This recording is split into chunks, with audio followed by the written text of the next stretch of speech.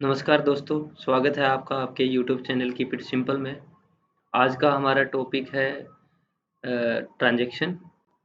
Database management system का एक नया टॉपिक है जिसका नाम है ट्रांजैक्शन। ट्रांजैक्शन और कॉन्करेंसी कंट्रोल जो है ये आपका एक ही चैप्टर के अंदर आता है। तो ये दो अलग-अलग कॉन्सेप्ट हैं और दोनों इंटर रिलेटेड हैं। तो हम सबसे पहले ट्रांजैक्शन पढ़ेंगे, ट्रांजैक्शन क्या होता है। इस इस लेक्चर में हम कुछ बेसिक चीज़ें कवर करेंगे। अ, सबसे पहले हम ये पढ़ेंगे कि ट्रांज़ैक्शन क्या होता है, उसको एक एग्ज़ाम्पल से समझने की कोशिश करेंगे। उसके बाद हम ऑपरेशन ऑफ ए ट्रांज़ैक्शन पढ़ेंगे कि क्या-क्या ट्रांज़ैक्शन के अंदर क्या-क्या ऑपरेशंस होते हैं, वो पढ़ेंगे।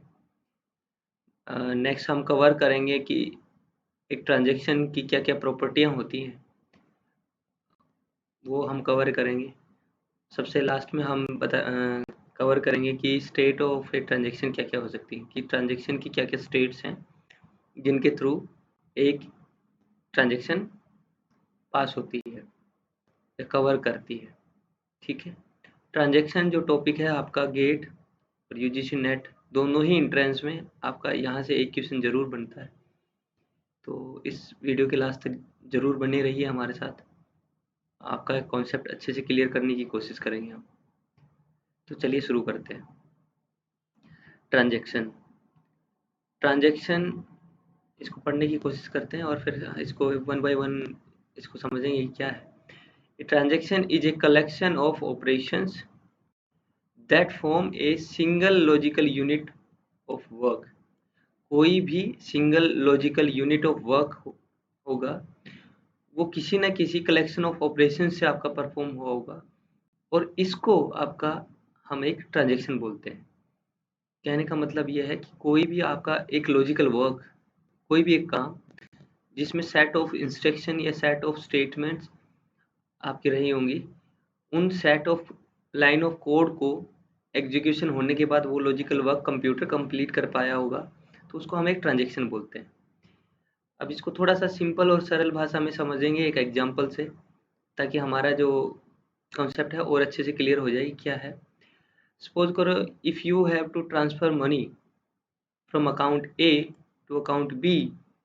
अगर आपको एक अकाउंट ए है और उस अकाउंट बी में आपको कोई ट्रांसफ़र करना है, कोई पैसे भेजने हैं आपको, तो आप उस केस में एक ट्रांज़ैक्शन करते हैं।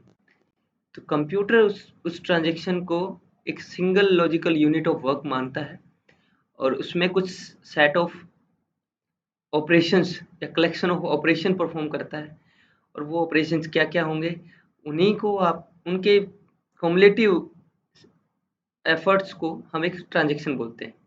तो इसको समझते हैं कंप्यूटर की भाषा में, कंप्यूटर इसको या फिर आपका एटीएम कैसे काम करता है या आपका कंप्यूटर उस केस में डेटाबेस में कैसे चीज़ें काम करती हैं, उसको समझते हैं। Suppose we have to transfer amount from account A to account B. आपका सबसे पहले जो है अकाउंट ए में कुछ अमाउंट है। सपोज करो अकाउंट ए में आपका 4000 आपके अमाउंट है, 4000 रुपए हैं इसमें और अकाउंट बी जो है उसके पास आपके 5000 रुपीज़ हैं। ठीक है। तो हमको ट्रांसफ़र करना है 50 rupees from account A to account B. तो सबसे पहले क्या करेगा, सबसे फर्स्ट जो ऑपरेशंस जो परफॉर्म होगी वो होगा रीड ऑपरेशंस। अब रीड और राइट के बारे में थोड़ा सा पहले पढ़ लेते हैं, फिर ये एग्जांपल अच्छे से समझ में आ जाएगा। रीड और राइट जो है आपके कोई भी ट्रांजैक्शन परफॉर्म होने से पहले उसके ऑपरेशंस के बारे में पढ़ लेना ज़्यादा बेटर रहेगा हमारे लिए। रीड क्या होता है, आप आपको कोई भी डेटाबेस की कोई भी इंफॉर्मेशन को अगर रीड कर रहे हैं, आप एक्सेस कर रहे हैं उसको, तो उसको रीड ऑपरेशंस बोल लेंगे। आप चेंज नहीं कर रहे हैं इस केस में, आप सिर्फ और सिर्फ अकाउंट से सिर्फ आपका अगर आपने बैलेंस चेक किया है तो आपने रीड ऑपरेशन परफॉर्म किया है डेटाबेस में। डेटाबेस मतलब आपने टेबल पे सिर्फ रीड ऑपरेशन परफॉर्म किया है। तो ट्रांजैक्शन में भी सेम ही होता है। और अगर आपने कुछ चीज़ें चेंज कर रही हैं, if you have modified something into the database content, तो आप कहेंगे कि मैंने राइट ऑपरेशन परफॉर्म किया है। ठीक है। तीसरा जो मेन है वो रहता है कि आपने रीड किया, रीड के केस में तो कुछ चेंज हो ही नहीं रहा, तो आपने कुछ चेंज हुआ नहीं तो आपने कुछ सेव भी नहीं करना पड़ेगा। Suppose you perform write operation, अगर आपने कोई राइट ऑपरेशन परफॉर्म किया तो उस केस में क्या है, डेटाबेस का जो कंटेंट है वो चेंज हो जाते हैं, और तो चेंज होते हैं तो लेकिन वो सेव नहीं होते अनटिल और unless we will not perform commit operation. Commit operation आपको एक फंक्शनलिटी देता है कि जो भी आपने अपडेट किया है उसको परमानेंटली सेव कर दे आपके डेटाबेस के अंदर, तो वो कमिट ऑपरेशन के हेल्प से हम कर पाते हैं। ठीक है। और चौथा ऑपरेशन होता है वो होता है रोल बैक का।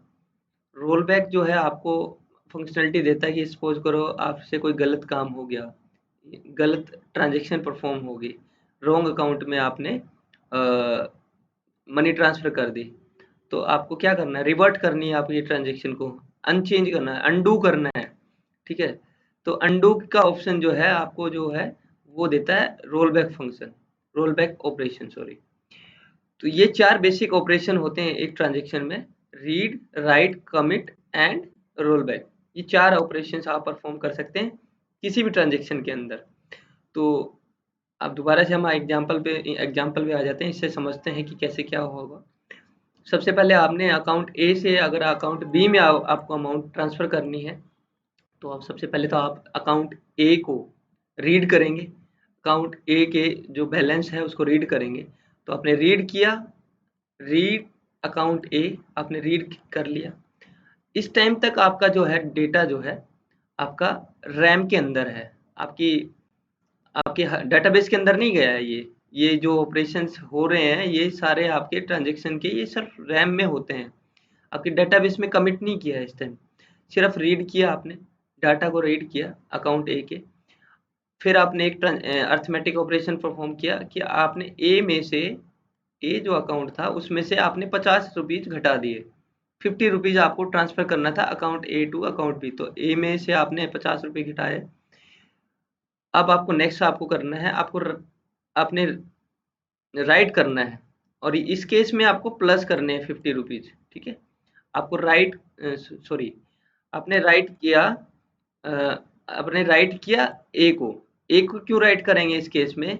ए को राइट करना इसलिए इसलिए मैटर करता है कि आपको 50 रुपये ए में से घटाने भी हैं, तो उसकी जो स्टेटमेंट है उसमें से 50 रुपीज़ आपको डिड्यूस भी करने हैं।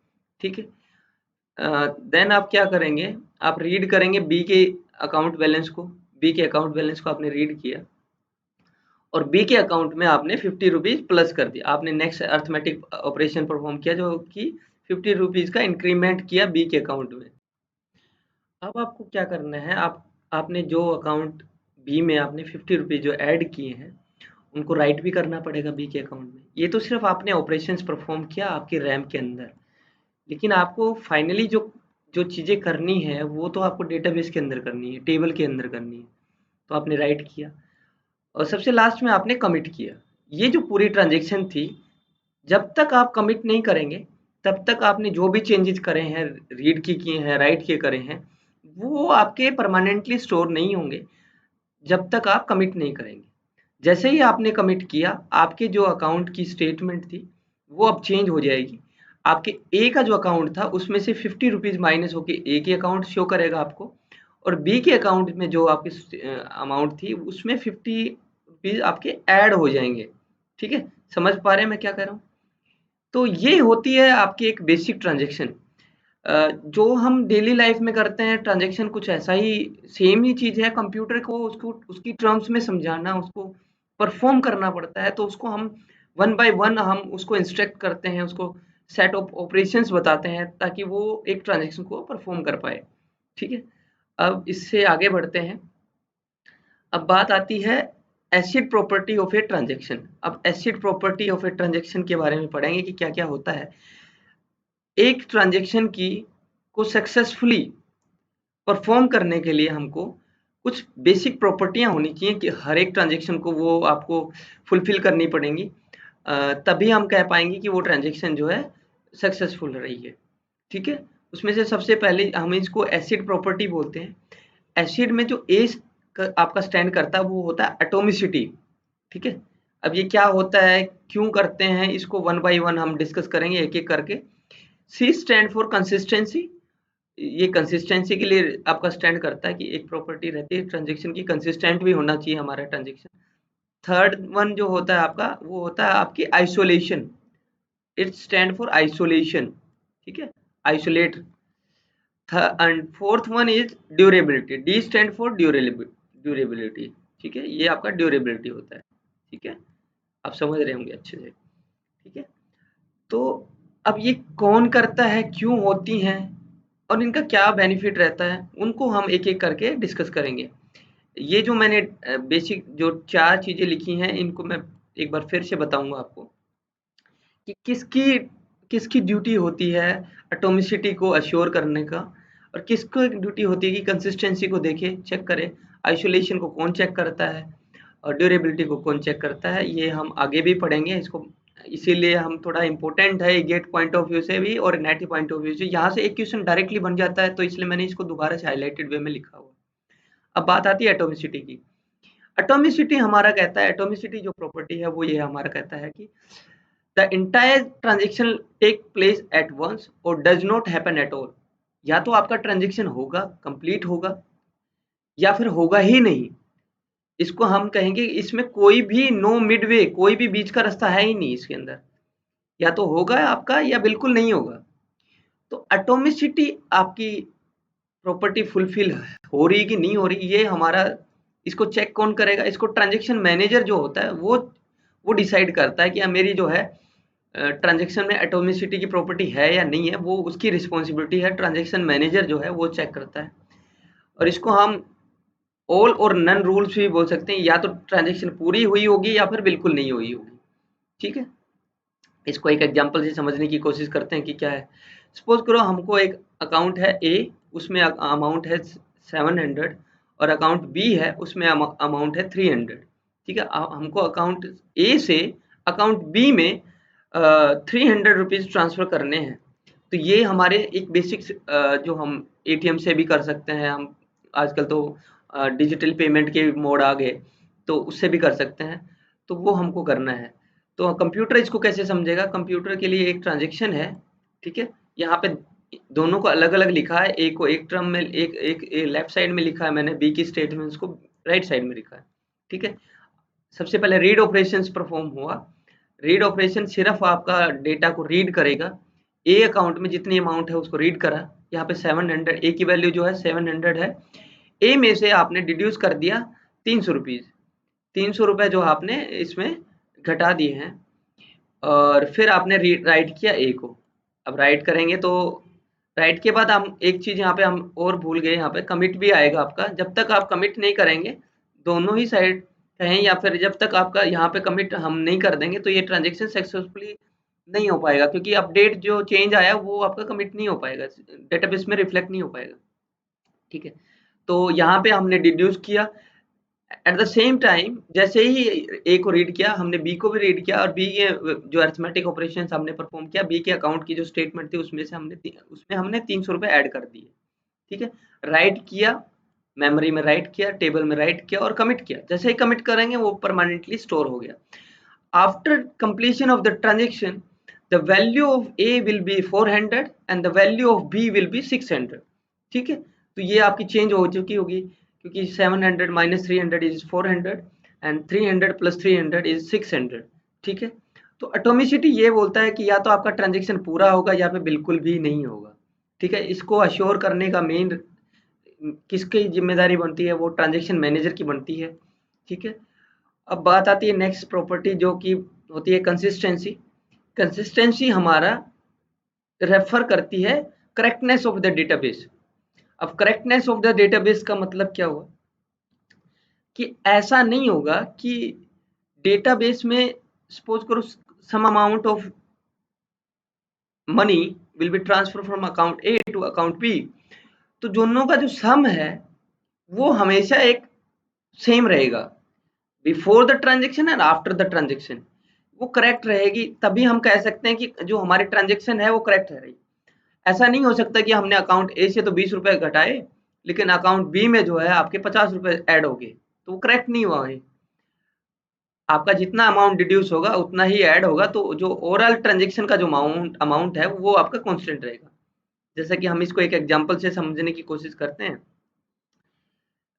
एक एक ट्रांजेक्शन में पहले जैसे हमने लास्ट एग्जांपल में भी समझा था कि ए की वैल्यू 700 रुपए है, बी की वैल्यू 300 रुपए है। दोनों को जब हम ऐड ऑन कर रहे हैं तो ट्रांजेक्शन की ओवरऑल अमाउंट जो है वो है 1000 रुपीज। ठीक है, दोनों का अमाउंट जो है 1000 रुपए। ट्रांजेक्शन परफॉर्म होने के बाद अगर सपोज करो ए से, एक अकाउंट ए है उसमें से 400 रुपए आपने घटाए और अकाउंट बी में ऐड किए, तो 400 रुपए घटाने के बाद, सॉरी 300 रुपए घटाने के बाद ए की वैल्यू 400 रुपए होगी, लेकिन बी की वैल्यू आपकी इंक्रीमेंट होगी 300 रुपए से। तो उस केस में जो ओवरऑल जो है आपकी स्टार्ट में जो अमाउंट थी और एंड में जो ट्रांजेक्शन की अमाउंट थी वो सेम है, आपके 1000 ही रुपए है। ठीक है, तो यही कहती है हमारी कंसिस्टेंसी ऑफ ए ट्रांजेक्शन से database is consistent before and after the transaction। Transaction के पहले और ट्रांजेक्शन के बाद में आपकी जो कंसिस्टेंसी है वो मेंटेन रहेगी, आपका जो डेटाबेस है वो करेक्ट रहेगा। जो उसकी ट्रांजेक्शन के बाद ऐसा नहीं होगा कि डेटा का जो है वो चेंज हो जाएगा। और ये कौन अश्योर करता है कि डेटाबेस जो हमारी ट्रांजेक्शन जो हमने परफॉर्म करी है वो हमारी कंसिस्टेंट है? वो ये आपकी रिस्पॉन्सिबिलिटी होती है, जो भी एप्लीकेशन प्रोग्रामर होता है या फिर कोई यूजर होता है, यूजर प्रोग्रामर होता है, उसकी ये रिस्पॉन्सिबिलिटी बनती है कि वो ये चेक करे कि जो हमारी ट्रांजेक्शन परफॉर्म हो रही है वो हमारी कंसिस्टेंट है। ठीक है, तो नेक्स्ट प्रॉपर्टी पे बढ़ते हैं हम। नेक्स्ट प्रॉपर्टी है हमारी आइसोलेशन। अब आइसोलेशन क्या कहता है? आइसोलेशन ये कहता है हमारा, इसको पढ़ते हैं फिर इसको थोड़ा सा और सिंप्लीफाइड टर्म में हम समझेंगे कि क्या है। Multiple transaction can occur concurrently without leading to the inconsistency of the database state। ये कह रहा है कि मल्टीपल, बहुत सारी ट्रांजेक्शन हो सकती हैं आपकी एक साथ, कॉन्करेंटली एक साथ, विदाउट लीडिंग द इनकंसिस्टेंसी। ऐसा नहीं होगा कि बहुत सारी ट्रांजेक्शन तो हो सकती हैं एक साथ, लेकिन ऐसा नहीं होगा, डाटाबेस की जो स्टेट है उसको इनकंसिस्टेंट नहीं करेंगे वो। मीन्स उसकी डेट ट्रांजेक्शन की जो स्टार्टिंग अमाउंट और एंडिंग अमाउंट वो सेम रहेगी। ठीक है, execution of one transaction is isolated from another transaction. बहुत सारी ट्रांजेक्शन होंगी, लेकिन वो एक दूसरे को इम्पैक्ट नहीं करेंगे, इंडिपेंडेंट होंगी। वो जो भी काम करेंगी साइमल्टेनियसली करेंगी, एक साथ करेंगी, लेकिन एक दूसरे की जो ऑपरेशंस है उनको हैम्पर नहीं करेंगी। ठीक है, अब हैम्पर नहीं करेंगे इसका मतलब क्या हुआ? इसका मतलब ये रहा होगा कि सपोज करो some transaction needs CPU and some transaction need input output device at that time. तो उस टाइम पे क्या है, अगर आपने सिर्फ रीड ऑपरेशंस परफॉर्म करना है तो रीड ऑपरेशन के टाइम पे आप सिर्फ मेमोरी को एक्सेस कर रहे हैं, लेकिन राइट ऑपरेशन के टाइम पे आपको इनपुट आउटपुट की भी जरूरत पड़ेगी। ठीक है, तो यहाँ पे हमारा जो है रीड ऑपरेशंस परफॉर्म हो रहा है ए पे, फिर उसके बाद राइट हो रहा है। अब जैसे ही राइट हुआ, ट्रांजेक्शन 2 जो है, अब यहाँ पर ट्रांजेक्शन अलग अलग है, T1 एक ट्रांजेक्शन है और T2 जो है अलग ट्रांजेक्शन है।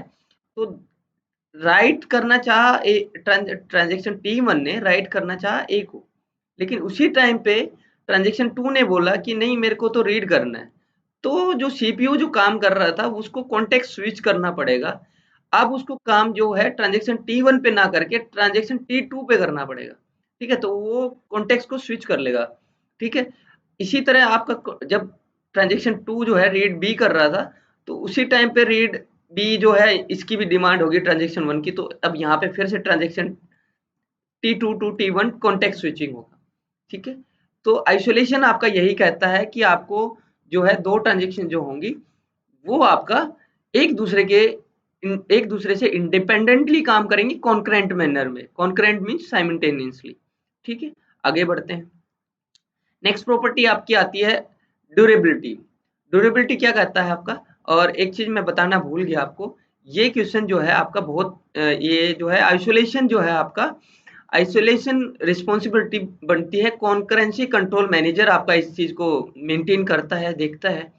तो ये क्वेश्चन आपका गेट में बहुत बार एक नंबर का क्वेश्चन आया हुआ है और आपका नेट में भी 2 से 3 बार रिपीट हो चुका है ये क्वेश्चन, कि आइसोलेशन जो है, isolation property of a transaction is maintain by, तो वो वहां पे आप आंसर देंगे कॉन्करेंसी कंट्रोल मैनेजर।